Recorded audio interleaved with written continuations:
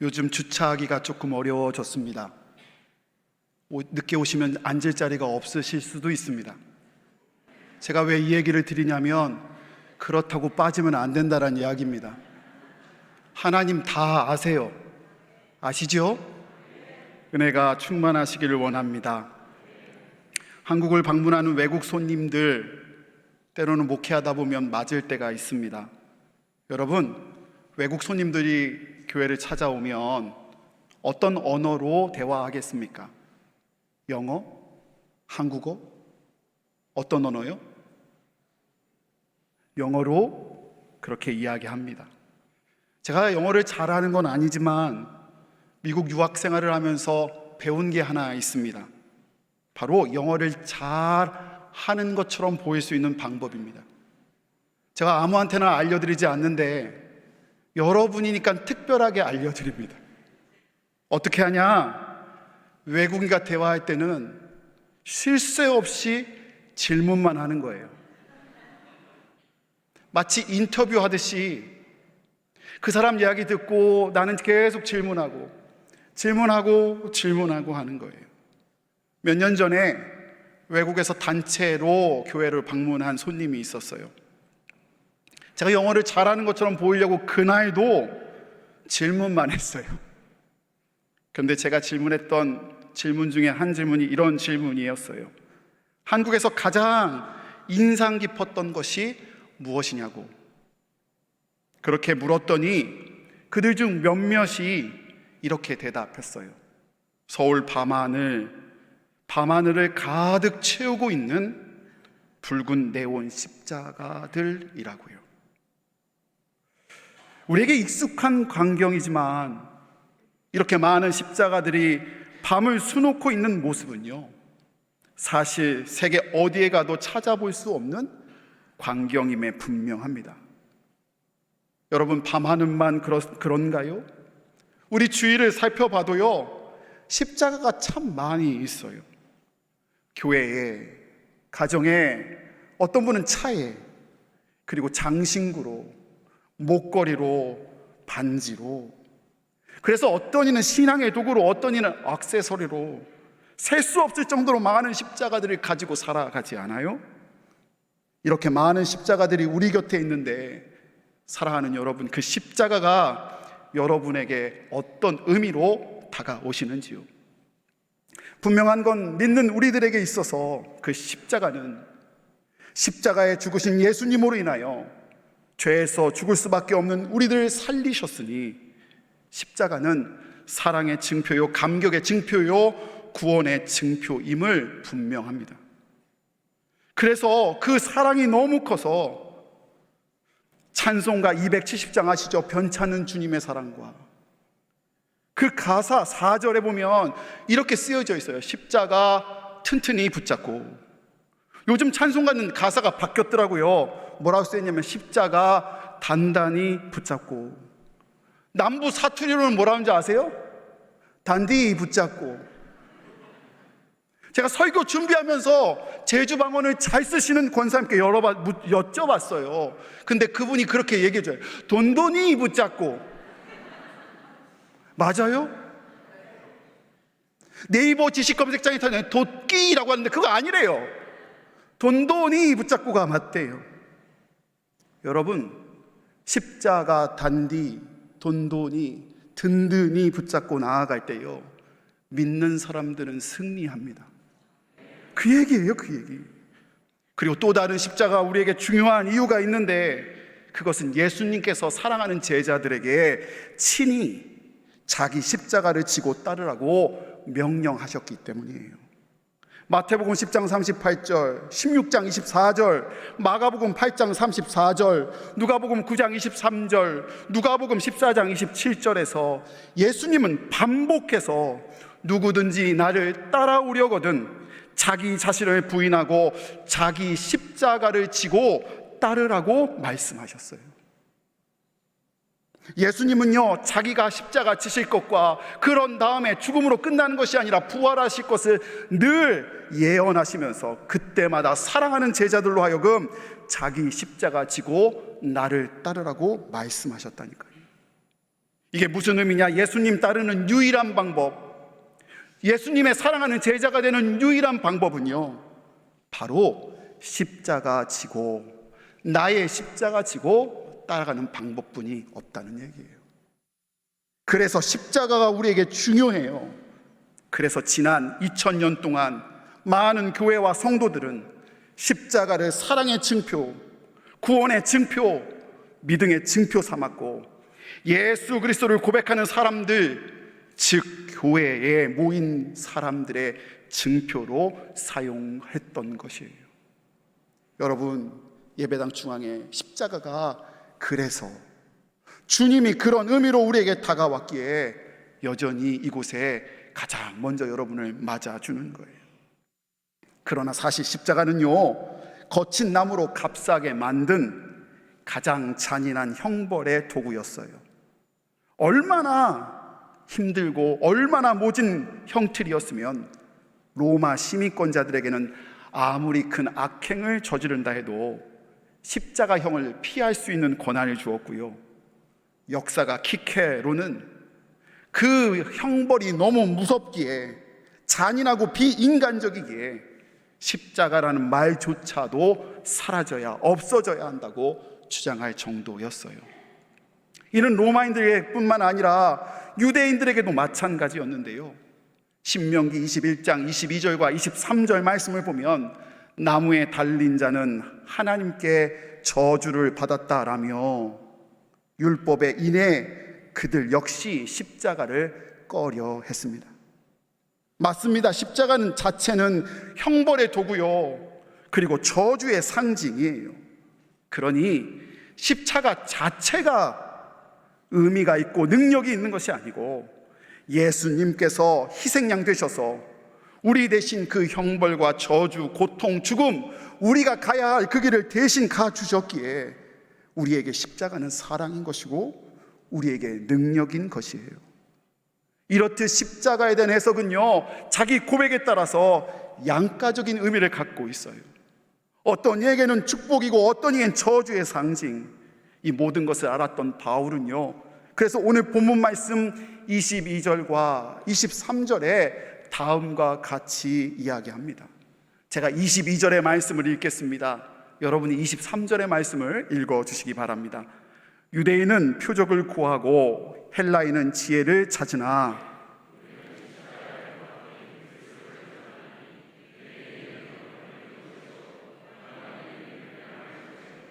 아멘. 유대인은 표적을 찾고 헬라인은 지혜만 찾아요. 그러나 믿는 우리는 십자가에 못 박힌 그리스도를 전하고, 그리고 그것을 쫓고 영광으로 삼는다는 거예요. 서로 다른 입장이지요. 이 말씀으로 깨닫게 되는 것이 있어요. 십자가의 은혜, 십자가로 구원받은 은혜는 누구에게나, 어떤 누구에게나 다 주어지는 은혜이지만, 베풀어졌지만, 그러나 누구나 동일하게 고백할 수는 없구나. 십자가가 표적을 구하고 있는 유대인에게는 걸리는 것이고, 십자가가 지혜를 구하고 있는 헬라인에게는 미련한 것이지만, 오늘 이 시간에도 믿지 않는 자에게는 서울 하늘에 가득 채운 십자가는 냉소거리로 여겨질 수 있지만, 세상의 지혜와 표적을 추구하는 사람들에게는 죄송하지만 미련한 것, 거리끼는 것이 될 수 있지만, 오로지 주님을 온전히 믿는 자에게는 바로 십자가가 능력이라고 고백되어질 수 있다는 사실을 알게 돼요. 그런 의미에서 우리가 십자가를 은혜로 고백하는 것, 십자가를 능력으로 고백하는 것, 이것이 복인 것이에요. 믿는 자만이 할 수 있는, 그래서 믿는 자만이 십자가 튼튼히 붙잡고 날마다 이긴다고 고백할 수 있고요, 믿는 자만이 십자가를 전할 수 있으며, 믿는 자만이 세상이 추구하는 지혜보다, 세상이 추구하는 표적보다 큰 능력으로 십자가를 찬양할 수 있는 것이라는 거예요. 사랑하는 여러분, 오늘 여러분에게 십자가는 어떻게 고백되어져요? 예나 지금이나 세상은 그럴 수 있어요. 거리낄 수 있고요, 미련한 것으로 여길 수 있어요. 그러나 중요한 건 그들이 어떻게 말하는가가 중요한 것이 아니라 오늘 여러분에게 십자가가 어떻게 고백되어지느냐가 중요해요.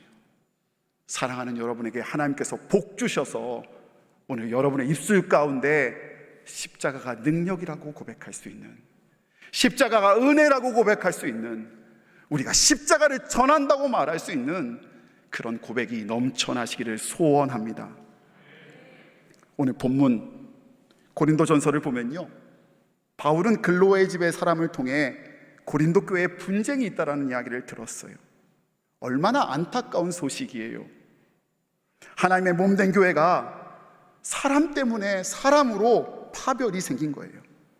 고린도전서 1장 11절 12절 말씀이 말해주는, 저기 쓰여져 있잖아요. 분쟁이 일어나는데 어떤 사람은 바울파라고 얘기하고요, 어떤 사람은 아볼로파라고 이야기하고, 어떤 사람은 게바에게 속했다라고 하고, 또 어떤 사람은 그리스도에 속했다라고 말하는 거예요. 여러분, 얼마나 안타까워요. 하나님의 교회가 사람의 이름으로 쪼개졌어요. 갈라졌어요. 분쟁이 있어요. 여러분, 여러분에게 말씀드릴 게 있어요.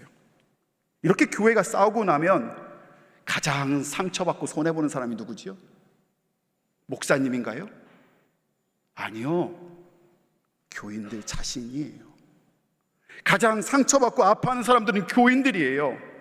교회가 사람에 의해 갈라졌다는 소식에 대해서요, 바울은 안타까운 심정으로 하나님께 기도하며 고린도에 있는 교인들에게 편지한 것이 바로 고린도 전서인데, 이러한 교회가 나눠졌다는 절대절명의 위기의 순간에 바울이 제시한 최상의 해결책이 사람의 지혜가 아니었어요. 능력이 아니었어요. 사람의 능력도 아니었고 힘도 아니었어요. 그가 제시했던 최고의 최상의 해결책은 바로 십자가의 도였어요. 십자가였어요.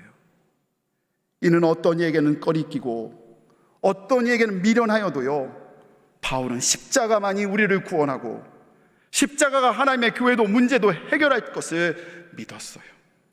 십자가만이 그 갈라진 교회가 하나 될 수 있다라고 믿었고, 십자가만이 유일한 길임을 고백하며 알려준 거예요. 본문 말씀을 좀 자세히 살펴보면요, 바울은 십자가 도를 의도적으로 세상의 지혜, 지혜 있는 자의 지혜, 총명한 자의 총명과 대립시키며 대조하면서 계속 이야기를 끌어가고 있어요. 확인될 거예요. 왜 그렇게 바울이 쓰고 있냐? 그 이유는요, 고린도 교회에 있었던 분쟁의 가장 큰 이유가 바로 다름 아닌 세상의 지혜 있는 자의 지혜와 총명자의 총명이 교회 안에 자랑과 교만을 만들어놨고, 이로 인해 분단과 분쟁을 만들었기 때문이에요. 여러분, 오해하지 마세요. 이런 지혜와 총명이 무익하다, 필요 없다라고 말하는 것 아니에요. 우리가 가진 지혜, 지식이, 경험이 아무리 뛰어난다고 해도 십자가를 통과하지 않고서는 어떤 이에겐 상처가 될 수 있고, 결과적으로 하나님의 교회를 갈라놓을 수 있다란 경고의 말씀을 전하고 있는 거예요. 사랑하는 여러분, 그런 의미에서 지혜보다 십자가인 줄 믿습니다. 그런 의미에서 표적의 능력보다 십자가인 줄 믿습니다. 그런데 설교를 준비하는데 계속 마음에 걸리는 단어가 있었어요. 구예요, 정확히 말하면. 바로 고린도 전서 1장 12절 말씀에 나오는데요, 다시 한번 봤으면 좋겠어요. 거기 보면 아까 전에 나는 바울에게, 나는 아볼로에게, 나는 게바에게, 그리고 나는 그리스도에게 속한 자라고 말하고 있는데, 제 마음에 계속 걸리는 게 바로 다름 아닌 나는 그리스도에게 속한 자라였어요. 여러분, 그리스도에 속한 자라가 표현이 나쁜 표현인가요? 제가 여러분한테 기도하면서 사랑하는 여러분, 여러분이 그리스도에 속한 줄 믿습니다 하면 다 아멘 할 거잖아요. 여러분이 저를 기도해 주시면서 목사님 그리스도에 속한 분이십니다 하면 저도 아멘 할 거예요. 그런데요, 그 이름에 속지 마세요. 그 겉은 정말 좋은 뜻 같아 보이지만 문맥을 살펴보면 여기 나오는 그리스도에 속한 자라는 표현 역시 악한 분당으로 교회를 나누고 있는 한 사람일 뿐이에요. 어떤 사람들일까 고민해봤어요. 기도해봤어요. 아마 이런 사람들 같아요. 요즘 교인들이 모이는 데 가면 하나같이 모여서 이렇게 이야기하세요. 한국교회 이게 문제야. 우리 교회는 이게 문제야. 목사님은 이게 문제야.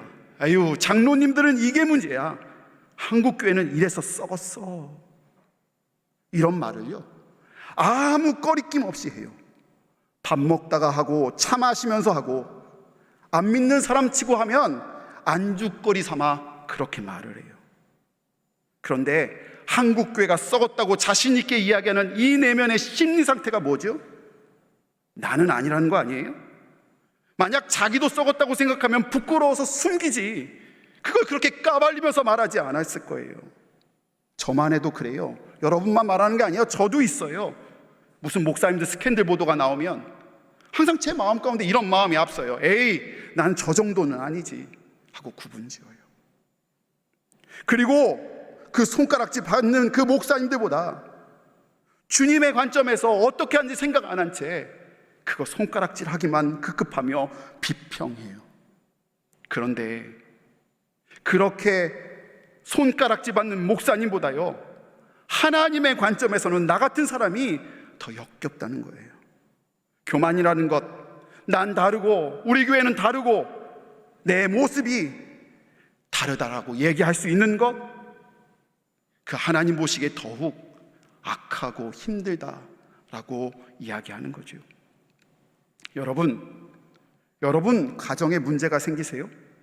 가정을 돌아볼 때에 자녀들에게 어려움이 왔다면, 가정에 어려움이 있다면 부탁하건대 분석하지 마세요.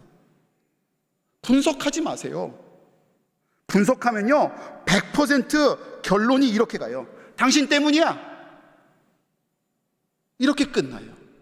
분석하면 이렇게 끝나요. 당신이 좀 그 설교를 들었어야 돼.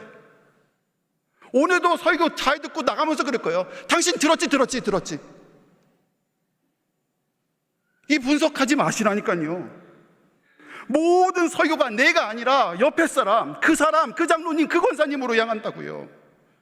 이렇게 입으로만 분석하며 남탓하는 자들이요, 바로 고린도 교회 한 분당이었던 그리스도파였다고요. 나는 그리스도에 속한 사람이라고 하면서 다른 사람 아니라고 얘기하는 사람들이요. 사랑하는 여러분, 그런데 십자가의 예수님은요 그렇게 분석하지 않으셨어요. 남 탓하지 않으셨어요. 원망도 않으셨어요. 힘들다고 다른 길도 피해가지 않으셨어요.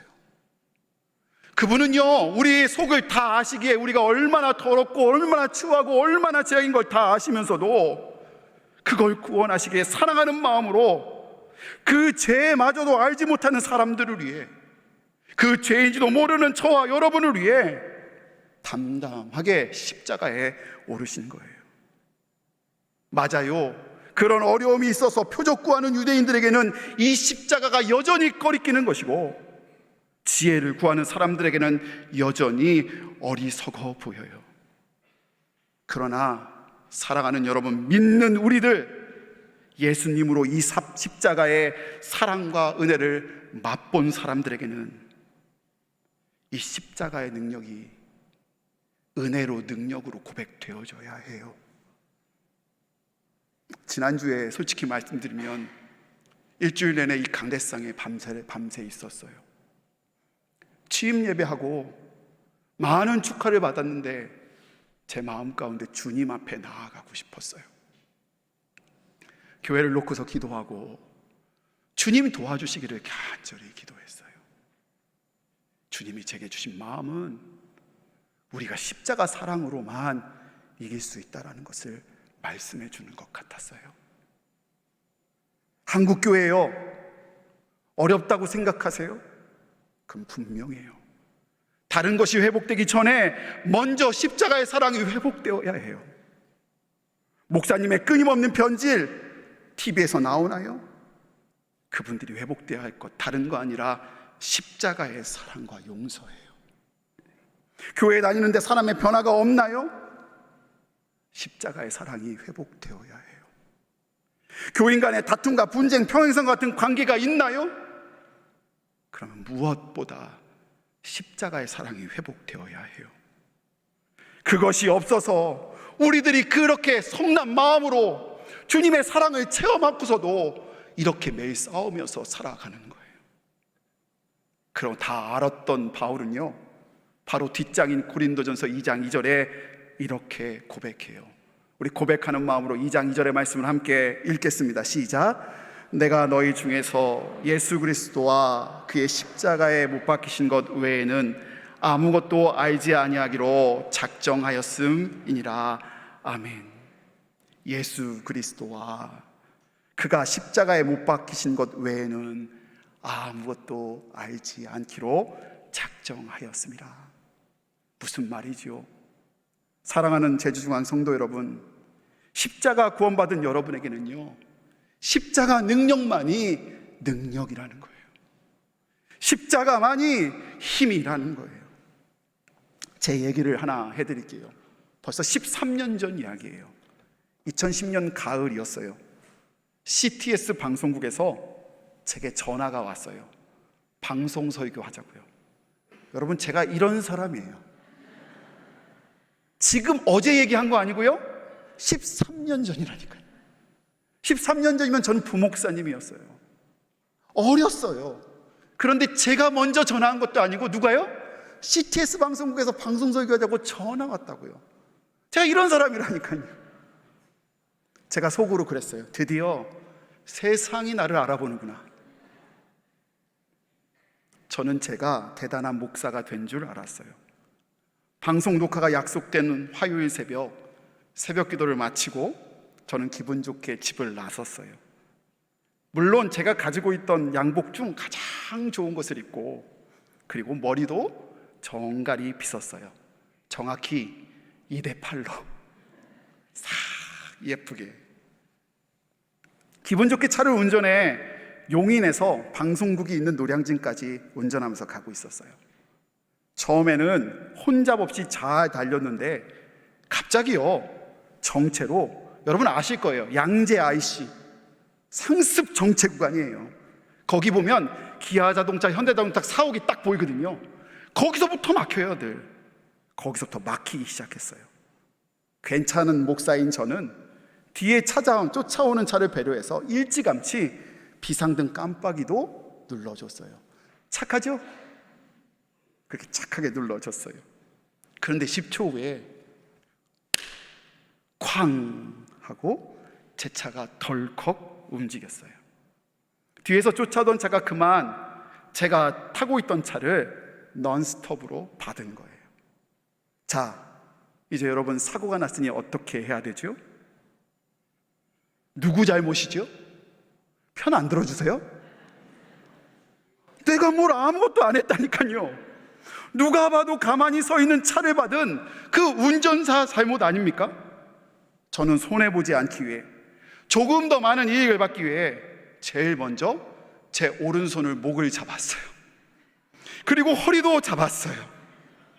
그리고 눈썹과 눈썹 사이에, 그 눈썹 사이에 미간에 인상을 살짝 넣었어요.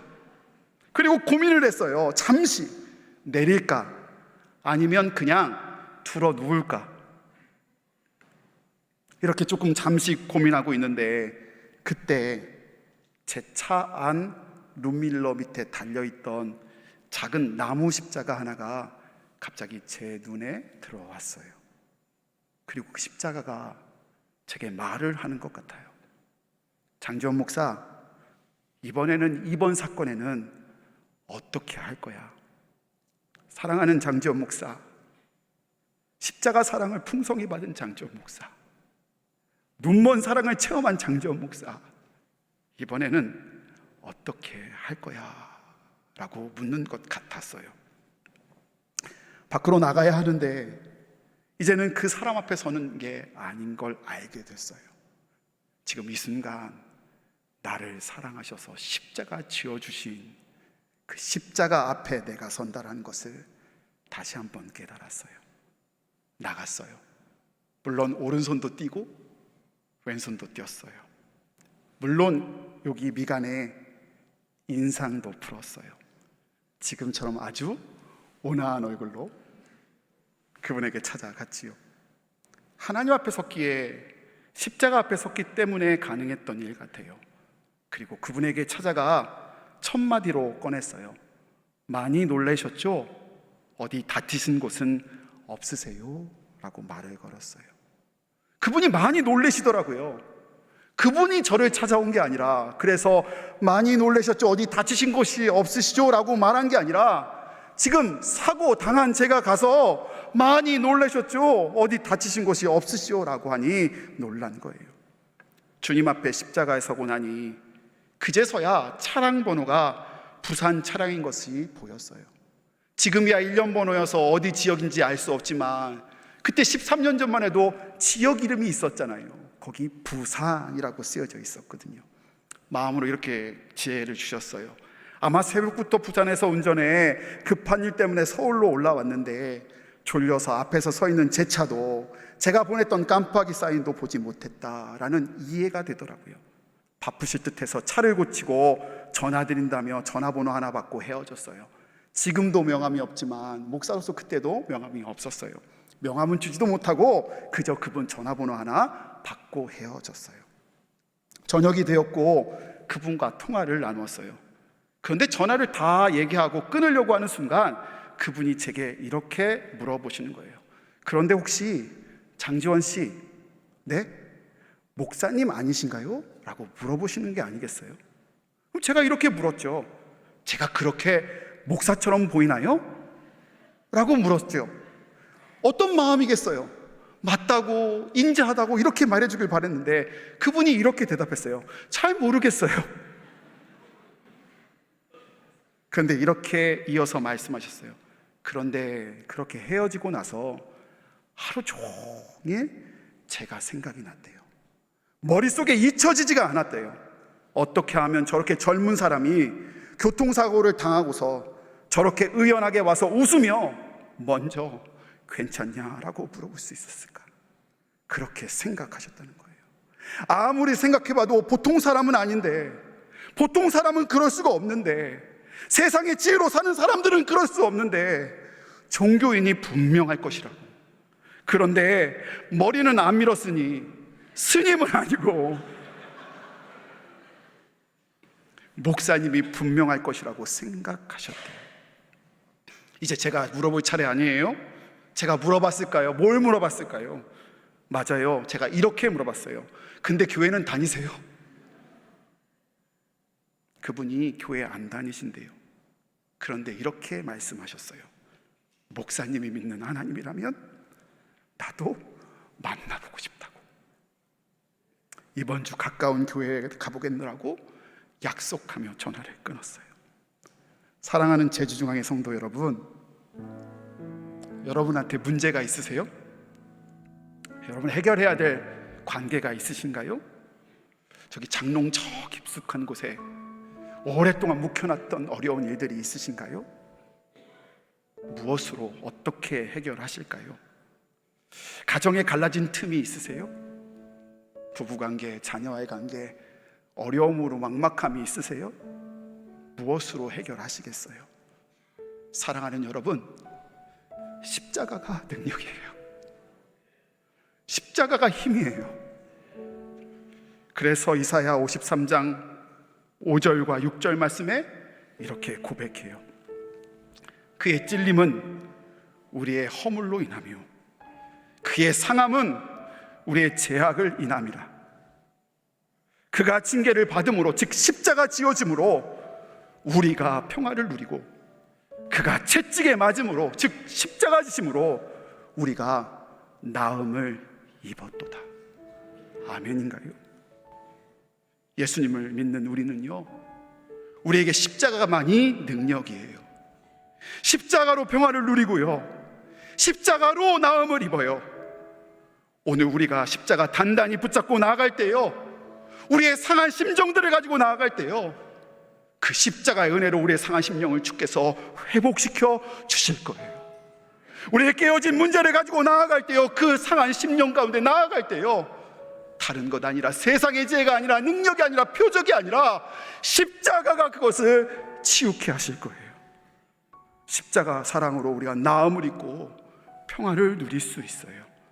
십자가만으로 하나 될 수 있고요, 십자가만으로 변화될 수 있어요. 사랑하는 여러분, 우리의 그 십자가를 단단히 붙들고 나아가길 원합니다. 어렵고 힘들수록 십자가, 예수님의 얼굴을 바라보며 나아가는 저와 여러분 되시기를 고백합니다.